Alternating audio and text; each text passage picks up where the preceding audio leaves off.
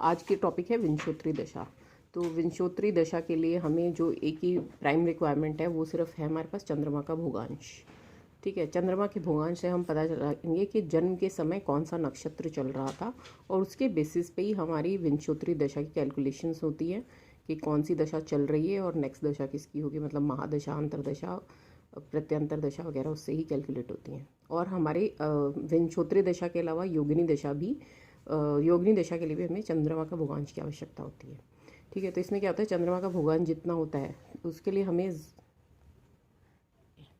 इसमें क्या होता है, एक नक्षत्र हम निकालेंगे कौन सा जन्म नक्षत्र चल रहा है, उसके लिए हम देखते हैं चंद्रमा का भूगांश कितना है और उसको डिवाइड कर देंगे जितना भी चंद्रमा का भूगांश होगा एक नक्षत्र के मान से। ठीक है, फॉर एग्जांपल अगर हम बोलते हैं, हम इंदिरा गांधी जी की जन्म कुंडली का देख लेते हैं कि चंद्रमा का भूगांश उस वक्त है 9s 5 डिग्री और 35 मिनट्स। तो इसको कैसे करेंगे हम, तो सबसे पहले इसको हम ले आएंगे हम मिनट्स की टर्म्स में मिनिमम। ठीक है, तो उसके लिए 9 मल्टीप्लाइड बाई 30 क्यों किया, क्योंकि एस एक साइन के लिए होता है, एक साइन में 30 डिग्री होते हैं, इसलिए हमने इसको 30 डिग्री कर लिया। फिर ये आ गया +5 डिग्री एंड 35 मिनट्स।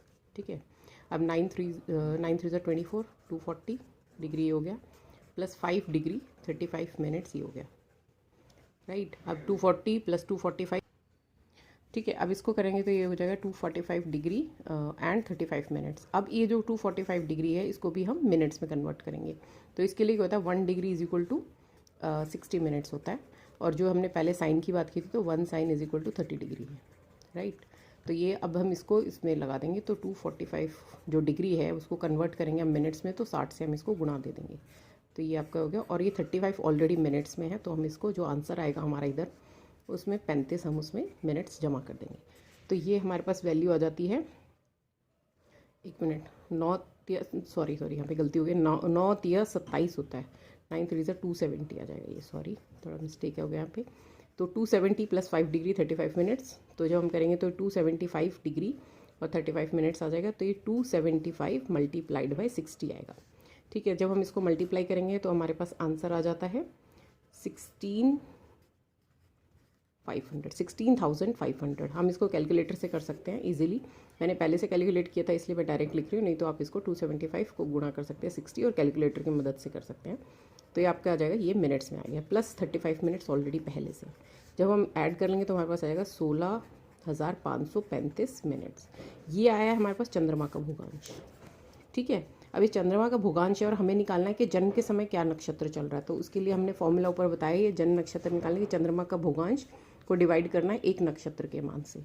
तो एक इसमें आ जाएगा जन्म का नक्षत्र, ये बराबर होता है चंद्रमा का भूगांश डिवाइडेड बाय एक नक्षत्र का मान। राइट, एक नक्षत्र का मान। तो चंद्रमा का भूगांश आ गया हमारे पास 16,535 और इसको डिवाइड कर देंगे 800 मिनट से, क्योंकि एक नक्षत्र का मान होता है 800 मिनट। जब हम इसको डिवाइड करेंगे तो हमारे पास आ जाएगा 20.669, ये आ जाएगा तो ये हमारे पास जो वैल्यू आई है 20.669। इसका मतलब क्या है कि 20 नक्षत्र मतलब 20 नक्षत्र पार हो चुके हैं जब चंद्रमा के भूगांश, मतलब जन्म का जो नक्षत्र है वो 20 क्रॉस हो चुके हैं। अब जो चल रहा है वो 21वां नक्षत्र चल रहा है और 21वें नक्षत्र का भी 0.669 पार्ट वो पूरा मतलब निकल चुका है। अब बचा कितना वो हम देखते हैं। तो हम इसके दो तरीके हैं, अगर हम डिग्री वाला करते हैं, आज हम डिग्री वाला नहीं कर रहे, हम डायरेक्ट देख रहे हैं। तो 20.669 का मतलब क्या है, 20वां नक्षत्र पूरा हो चुका है और अभी 21वां चल रहा है, तो हम मान लेते हैं 21वां नक्षत्र है ये।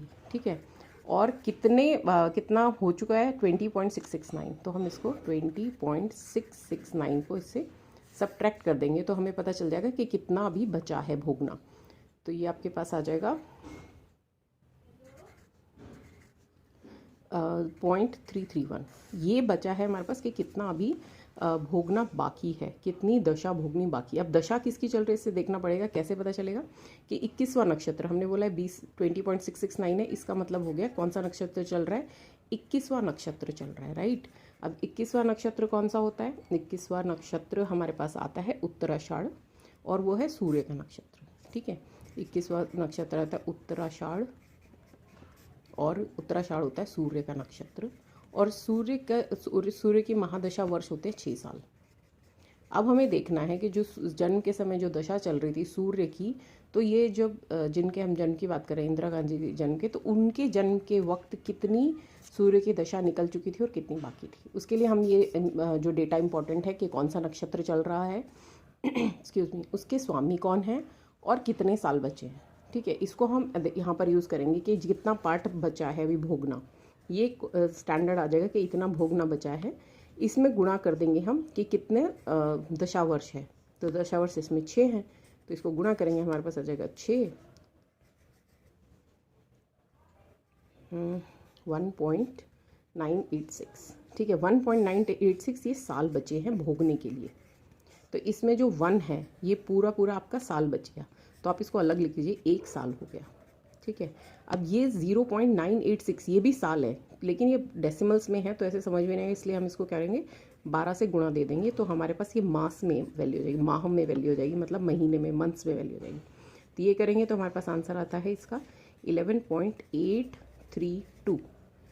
11.832 कैसे आ रहा है, जब हम इसका 1 को अलग करने के बाद जब कर देंगे तो बचेगा 0.986 बचेगा, इसको गुणा देंगे 12 से, तो हमारे पास आंसर ये आ जाएगा 11.832।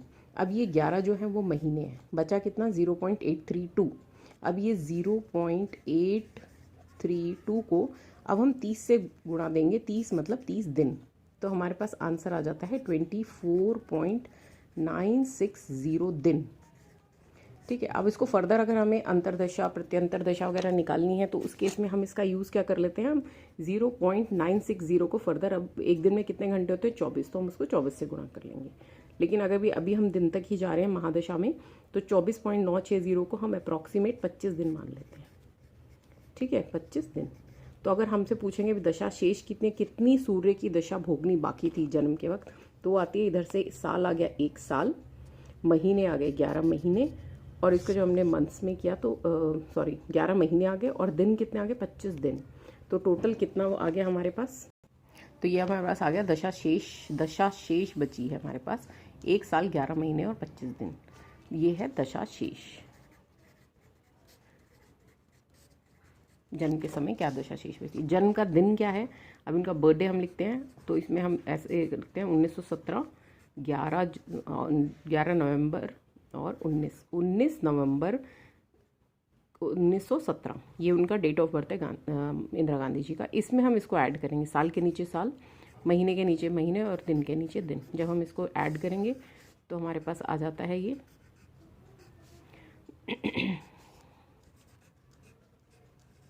14 नवंबर 1919, यहाँ तक चलेगी सूर्य की दशा। अब सूर्य के बाद नेक्स्ट क्या आ जाता है वो हम इसमें ऐड करेंगे। ठीक है, कैसे ऐड करेंगे, सूर्य के बाद आपका चंद्रमा आता है, चंद्रमा के दशा वर्ष होते हैं 10 वर्ष। ठीक है, वो आप इसमें जमा करते हैं। ये डेट जो है ये महादशा में सेम रहती है, ईयर्स चेंज होते रहेंगे बस। तो ये आपके पास आ जाएगा, यानी कि ये चंद्रमा की महादशा यहाँ तक चलेगी, चंद्रमा की महादशा चलेगी यहाँ तक। उसके बाद हम चंद्रमा का मंगल आ जाता है, 7 साल का मंगल आ जाएगा, तो हम इसको करेंगे 1936 यहाँ पर मंगल की महादशा यहाँ तक चलेगी। ऐसे वो पूरी साइकिल में आप ऐड करते जाएंगे। तो ये हम अभी महादशा तक हम इसको वो यूज़ कर रहे हैं कि महादशा कैसे कैलकुलेट करनी है।